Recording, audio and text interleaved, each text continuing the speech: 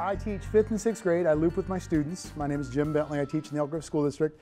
I do have a blog. It's a classroom blog, and there's a ton of resources on there. There is a URL at the top. It's very simple, jmbentley.edublogs.org. I have a Google site that Gail Dessler in the back has built for this evening, and we have a lot of resources for you to use on that. The blog itself, if you just go to Google and search Jim Bentley Elk Grove, there's also a Jim Bentley soccer player, and there's a couple other Jim Bentleys that are not me. I am me. So if you search Google Jim Bentley, you'll get this blog come up. If you go to filmmaking, and if you go to the drop-down that says SEVA Trainings, you will see on that drop-down, once it goes, click here to go to the February 11th, 2015 SEVA Trainings Copyright for Filmmakers. So this Google site is on the blog. You can go to it. It's a one-stop shop. So with that being said, I do want to go over just a couple of things tonight with you briefly. One is the idea of copyright, because if you're entering the SEVAs, who's entering the SEVAs tonight? Well, not tonight, but who's entering the SEVAs this year? SEVAs? Yes? Okay. Guess what you cannot use? Copyrighted materials. If it's not yours, you can't use it. So you need to film it, you need to record it, audio, or you need to get permission for it. Copyrighted materials are things that cannot be used in the SEVAs, and it's one of the biggest reasons that films get disqualified. So if you got a really cool video and you want to put a Kanye or Jay-Z or song, any sort of song to it, it's not going to work because they probably didn't give you permission to do that in writing. So copyright is what we're about tonight. That's what we're here to get through, discuss. The second thing that we're here to discuss is how do you find archival materials then that are allowable for use? How can you find stuff? So if you're doing a documentary on polar bears, who likes polar bears? Come on, they're cool. Polar bears are cool, you guys. If you're doing a documentary on polar bears and you cannot go film polar bears, you need to find someone who did film polar bears. And then you got to find the video that could be used for that. So we're going to show you a couple of archival resources that are going to be useful for that. Unless you can go film polar bears, and that'd be pretty cool too. So I'm going to skip through a lot of the initial part quickly. This presentation was for a longer format, and I'm going to condense it quite a lot. But what is the purpose of that big C? That's copyright. Does anybody have a definition or an idea of what copyright's supposed to do? Yeah? Protect your ideas from others' use. You said it perfectly. So protect your ideas from others' use. And it's not just an idea, it's how you've expressed an idea. Because believe it or not, ideas cannot be copyrighted. It's what you do with that idea that's copyrightable. So if you have an idea about a book, about a wizard who doesn't know that he's a wizard, and you want to write a story about this kid who grows up and goes to school, Harry Potter, J.K. Rowling, she did that, her work is copyrighted. But the idea of a wizard going to school is not copyrighted. So her work is copyrighted. Copyright is a noun, it's an adjective, and it's a verb. Just like you said, it is an exclusive legal right that protects your product, your creation, your song, your film, your video.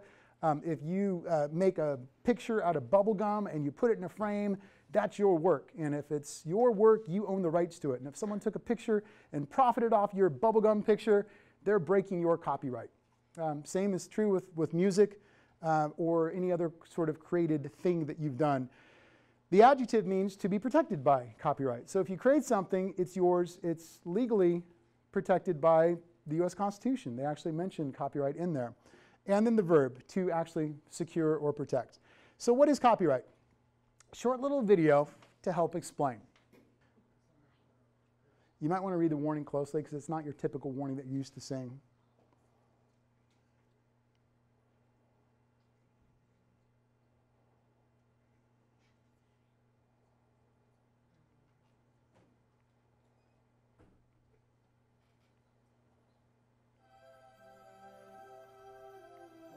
Does that look familiar? Now that song and that logo, that is copyrighted. So how can we use it legally? How can we get away with it? Watch.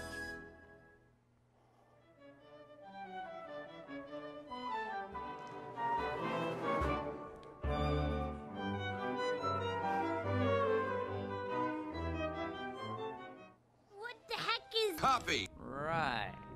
What? What the heck is... Copy. Go right, to the right, right. It's that law that's the problem. You know the law. That stupid law. What the heck is Copyright? I'll tell you. Copyright is Permanently Fixed. the original work. What? permanently Fixed. the original Work. in In some form. That can be seen or heard. Now listen, this is important. Only the Copyright. owner. has the Right? to Use. There. work. It's mine. How can that be? That's not fair. It's forbidden. To Use. Copyright. work. Without.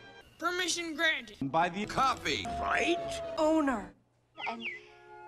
And Anybody who's foolish enough to threaten our copyright has broken the law.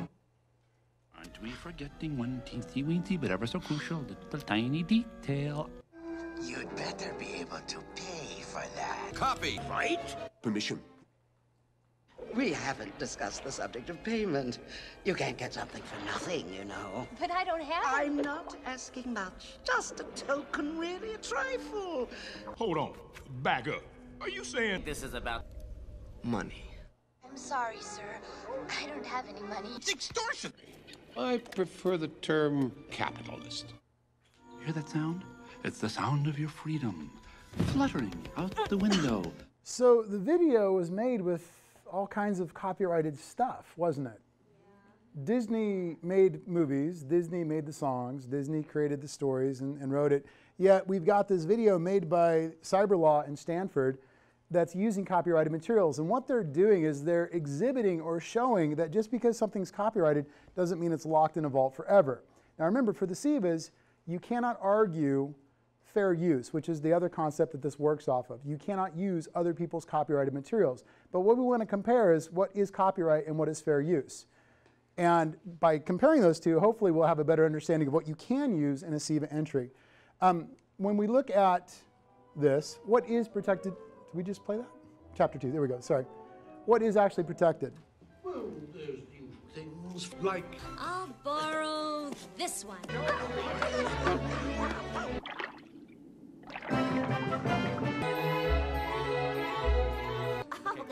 On 3, 1, 2. No, wait. Listen carefully. You can't. Copyright. An idea. Yes, I can. You can't. Can't. But why? Our culture. Thought that It would be unwise to Limit. the power. of A great idea. So we can only Copy. right? the Oh. An idea. Takes. What does that have to do with anything? No. He's got a point. So a good idea, I mean, if you copyrighted a good idea, you're really kind of locking up, you're hijacking something that could really benefit the world. So if you had the idea of, hey, I want to make a medicine that kills bacteria, right? If you want to create an antibiotic, that's a great idea. And if you control that idea and no one else has access to that idea, it's not really fair for humanity. So when we're talking about copyrighted materials, we're talking about the form that ideas take: music, songs, things that you can see. Does that make sense? All right. So for SEVAs, what can you not use? Music, other people's copyrighted stuff. Who's ever gone to Google, looked up images or looked up pictures for presentations that you want to put into a PowerPoint? Okay, so if you grab those pictures off the web, there's no guarantee that you're actually using it legally. You could be breaking copyright. You could be using someone else's work without their permission. Yes? Jim, a lot of my students say, well, it's not the copyrighted version, it's a remix. It's a remix, right. And they don't understand that that is also copyrighted. Right. So I say, you know, we talk about how you have to go to specific places that allow you to use this music, Right. And choose from those selections. So if I put something on the web and it's copyrighted and it's mine, and then Ms. LaChapelle sees it and says, oh, this is really cool, I want to remix it, I want to do something with this, and then she shares it on the web, she's taken my thing and shared it, but you may not necessarily know that it was mine. You may not necessarily know that what she did was breaking my copyright. So that's why it's really important, if you are looking for stuff like polar bear video for a documentary, that you need to see somewhere on the website this is public domain or it's a Creative Commons licensed work. You need to verify with your own eyes that you can actually physically use this. And that's where we want to go to next. If you're creating a film, if it's archival film, if it's an archival sound, if you are looking at stuff on the web, you need to see if it is copyrighted. If it is copyrighted, you need to obtain permission. There are other things, there are less restrictive ways of licensing stuff instead of holding full copyright. And that idea is called fair use. Sometimes you can use something that is copyrighted, but you're using it in a reasonable manner. You're not videotaping 40 minutes of a program and then putting it into your documentary and saying, look at my work. You can use little bits and pieces of stuff if you argue fair use. So what is fair use? You can Borrow a small amount of a copyright work to Gonna let you teach that guy a lesson. To be believed, there has been a child security breach. Direct from the lamp, right here for your very much wished fulfillment. It is my professional opinion that now is the time. But how will I know? if It's fair Use. There are certain rules That demonstrates fair use. Okay, first of all, it's the nature of the work. Borrowed. second of all, it's The amount you Borrowed. Oh, and there is one more thing. it has to be something that doesn't Change. the original. works value. In the marketplace. Pay attention, everyone. This is important. It's like I always say. Fair Use. is not a right. what is it? Fair Use. is Only a legal. Defensible position. and this is Not fair. So it's an argument. If I want to photocopy a page from a book and use it in class, I'm breaking copyright. But if my students are using that page, highlighting it, taking notes on it, doing an assignment with it, when they're done with it, they recycle it, I've not had any sort of commercial harm. I have not injured the person who wrote the book. Does that make sense? The nature of the use. If I'm using a copyrighted work as part of a critical commentary, if I'm showing a piece of film or a sound clip or something and I'm making critical comments, I'm judging it, I'm a movie critic and I show you a clip of the movie on the screen, or if I am parodying it, if I'm making fun of it, lampooning it, making it look silly, and I'll show you a parody in just a second, I can also get away with that and argue fair use. The amount used, there used to be rules on like you could use 15 seconds of this or 30 seconds of that. Those rules don't apply. That just doesn't work. You want to use as little as possible. So if I need to use a piece of a film to make a point in a documentary and I try to use as little of it as possible, I could argue fair use. But again, fair use is an argument. It's not a right. It's just an argument that we would make. So the distinction between fair use is not always very clear, and I'm not going to read this to you because it is on the Google site, and I want to get through this quickly. But it's not super clear. It's kind of messy. It's kind of murky. If you're using 30 minutes of a film or 3 minutes of a film in a documentary film, 3 minutes might be a bit too much. Maybe you want to go with 30 seconds or 10 seconds. So you can read through this a little bit more closely and look at the red, bold, highlighted parts. Quotations from books, quotations from people, from the news are allowable under fair use. Reproducing things as a teacher are allowable for fair use. If I'm using something in a incidental way, if I'm filming something, if we're at school and we're filming a news spot and there's a person driving by in a car with music playing and the music gets on the film, have I broken that copyright? No, it's just incidental. It just happened. It's not like I purposely went out and recorded that sound. It just happened to go on by. If somebody's walking by with a painting and that painting happens to be in your film, that's just incidental. It's not planned. It's not purposeful. So I'll let you look through this more closely. But what I really want to get to is when you are looking online for stuff and you do want to use it maybe in something else, not a SEVA because you cannot use copyrighted works, you always want to ask yourself, what's the purpose of my using this? Is there a benefit to using this? Did I transform it somehow? Did I change it? Is it the nature? Is it factual? Am I reporting something? Am I making something in a very creative way? Am I taking something and altering it? Who's seen bad lip reading, the NFL bad lip reading? Okay, NFL bad lip reading, if you haven't seen it, go to YouTube. It's G-rated, it's funny, it's good. But they take football players and they dub over their lips, and it looks like they're saying the things they're saying, but they're not saying those things. NFL has all kinds of copyright on their works, and it's really funny. And they've used copyrighted material in a creative way. They're using little bits of it. They're not replaying the entire game. It's really clever. NFL bad lip reading, it's worthwhile. This poster is created by Kim Ackerman, and it's on the Google site. There's a link to it. But it's a really cool visual way to kind of go through and make sure, okay, am I using enough? Am I using too much? Am I using it in a way that's fair use? Is it reasonable use of what I'm doing? So fair use is an argument. Can we use fair use argument for SEVA entries? No. So really what we want to stick with is things that we know for certain we can use. Anything in the public domain, if you see that C with a cross through it, or if you see a PD or a public domain, that means you can use it. The other thing that you can look for when you're searching online are Creative Commons licenses. Has anybody ever heard of Creative Commons licensing? Just a couple of hands. Okay, cool, that's exciting. So I get to share this with a lot of you then. Copyright means I own all the rights. Copy sharing is an idea. And if I make something and I want to give it to you to use, I can ask you to use it with certain restrictions. If all I ask for is that you attribute, you say who made it. If you use my thing, my sound, my clip, my film, my picture, all you need to do is say, created by Jim Bentley. Ms. LaChapelle, as a part of training a couple years ago, created on our Google site sort of a template for how best to cite these things that you use in your video productions. So if something says attribution license, they've given you permission, go for it, you can use it. Is this fair use again? No, you've been given permission, this is good to go. The other license that gets a little bit more restrictive is attribution share alike. So if you get it for free, then you need to share it for others for free. I'm asking you to share it the way you found it. The more restrictive level is attribution, so the BY, and then NC, non-commercial. Meaning if I give you this image for free, please don't use this image in something that you're selling.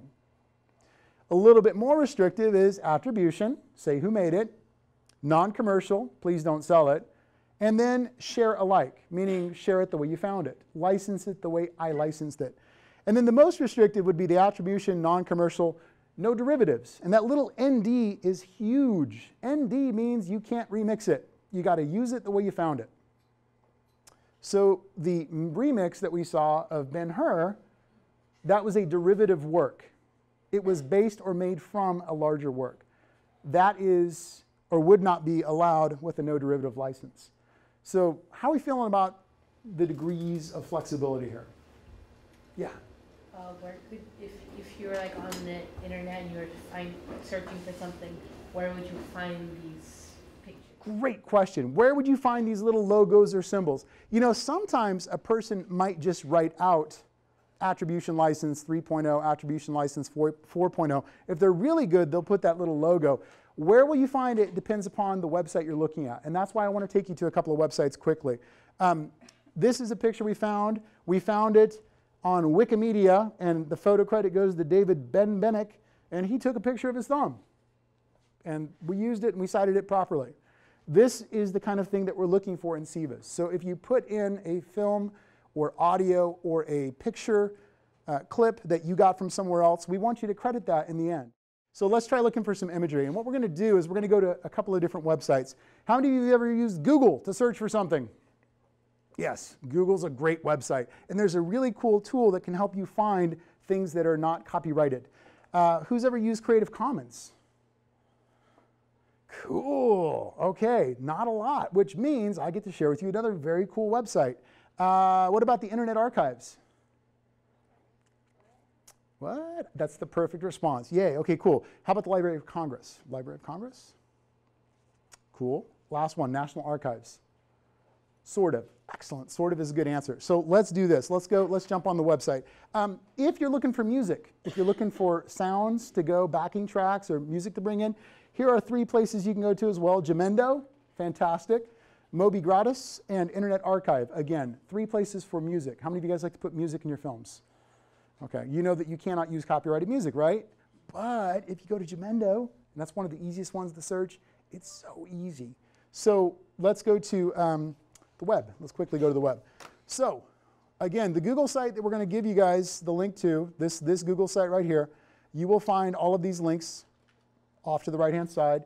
You'll find the protocols for how best to cite your sources. So if we were to go to Google and just type in polar bears, you're going to find all kinds of stuff, right? If you go to this wonderful little cog, this little gear up here, you can go to what's called their advanced search. So gear, advanced search. Once you go to advanced search, you have all kinds of cool boxes to fill with text, but the thing that I'm going to focus on is right here. It's right down in the lower right-hand corner, and I'm going to zoom in. Not filtered by license. Oh, usage rights. So if I want to find polar bear images and I want to make sure that I can use them, I can find the ones that are free to use or share. So that would be like the attribution.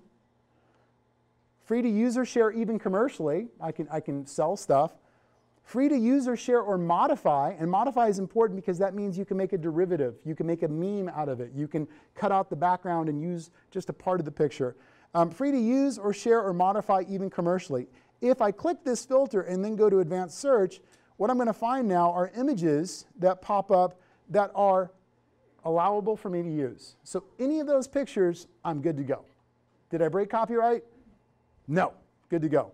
But you got to keep track of where you got it and attribution information if you can find it. So if you are going to keep track of all those good things, there's another little tool, and I call it a third-party images inventory. And this third-party images inventory is a really boring looking piece of paper, but oh my goodness, it's so important. What's the website you got the image from? Who made it? Who's the author? What is the imagery? Is it sound, picture, video? Web link. Copy the URL. Get the URL. What kind of license? Where you saved it, which is a nightmare sometimes. If you have all this stuff being saved on flash drives, say which flash drive it is, right? You know where this imagery is. But this is really key to keep yourself organized, and organization's very, very hard. So Google Images. How are we feeling about Google Images? Can you show them how you can click on one and try to root out that information? Your question of where do you find that license. If we go to View Image, there's nothing there, right? What if we go to Image, instead of Image, say Visit Page? Oh, cool. So this is a Wikipedia picture. Wikipedia pictures are all under Wikimedia Commons. So if I click on the picture, now, if you look down and you look really closely, it says CC BY-SA. BY is attribution, SA is share alike. So now you know what kind of license this is. The other website that I love is creativecommons.org. Creativecommons.org is pretty easy to use. Do you see the little button that says Explore?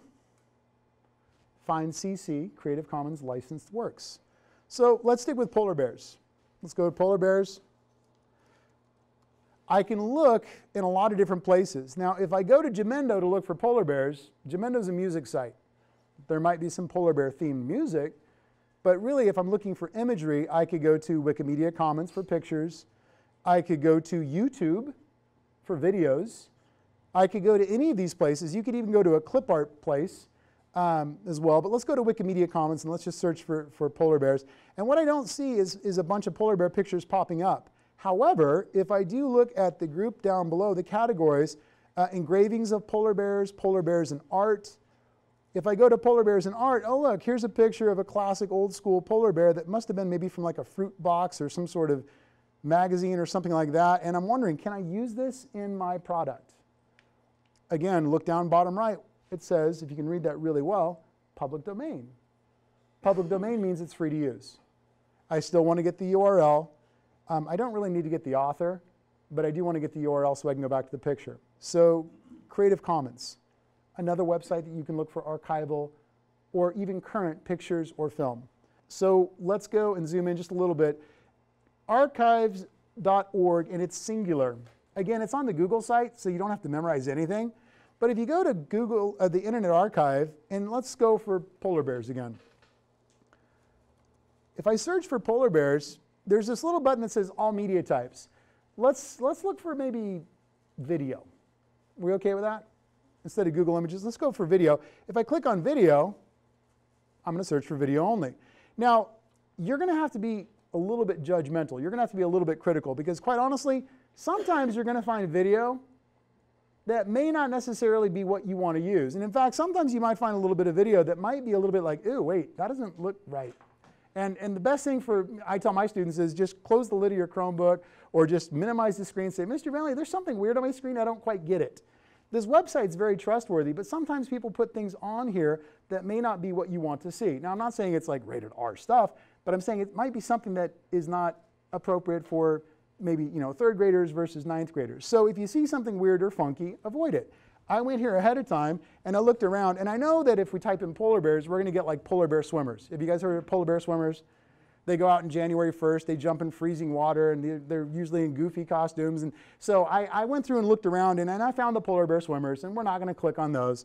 And I also found a couple commercials that were Coca-Cola commercials, and those are fine and good, but I want real polar bears, right? Aw, polar bears and their cubs, that's cool. You see the little movie camera icon? It's a video. So now I can go ahead and see polar bears. I can't go film polar bears, can you? I mean, unless you're wealthy loaded, right? So can you use this? Is this something that I can use? Again, I don't see that little logo, that icon, that picture, right? But if you look closely, do you see here, public domain? It's good to go. You can use this. You also see the file formats down below that you can load them or download them into. So again, with that third-party images inventory, get the website, get the creator, get the license, and then figure out where you want to save this, okay? Internet Archive is a fantastic tool. You can also search, instead of video, you can also search for images too. Library of Congress, probably one of the easiest places to get lost in online. They've done a really good job of making it easier to use over the years. This is your friend right here. So again, let's go for polar bears.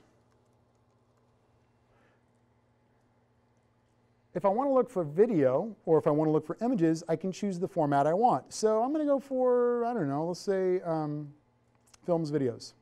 Click and go. You see a list of videos that you can watch. And if you look closely, you might be able to find what kind of license it is. Library of Congress is a little bit trickier to find the licensing, so you have to really pay attention. You also want to look closely at the titles, because sometimes it might give you a good idea of what you're about to look at. Poet Laureate W.S. Merwin opens the literary season. I'm not sure if I need a poet talking about polar bears or if it's even related to polar bears, but you get the point. You can kind of get a quick idea. Okay, last place I'll take you to is National Archives. Now the National Archives, if you go there, their main web page is very busy, but if you just click on Research Our Records, you're going to go to their online catalog, and what I would say is click on Advanced Search. But the thing with their online public access is to go to the filter and descriptions. And again, if you want to look for moving images or film, type of archival materials, moving images. You can also go for photographs and other graphic materials, so posters and things like that. Usually what we'll do is we'll leave it at that, and then we'll start searching. And this one can be a little bit more frustrating because it doesn't always provide something that you necessarily want. Inaugural events. They show 723,000 different holdings. View all online holdings. Gee, do you think that was a really good search term to use? Do I want to go through 750,000 things? Probably not. So again, I would stress, go with the ones that we started with first, Creative Commons, Google Images, move into Internet Archives, which is much, much more forgiving. And I would save this one definitely for last, because this is all stuff that's been created by the government, and the searching is a little bit more complex.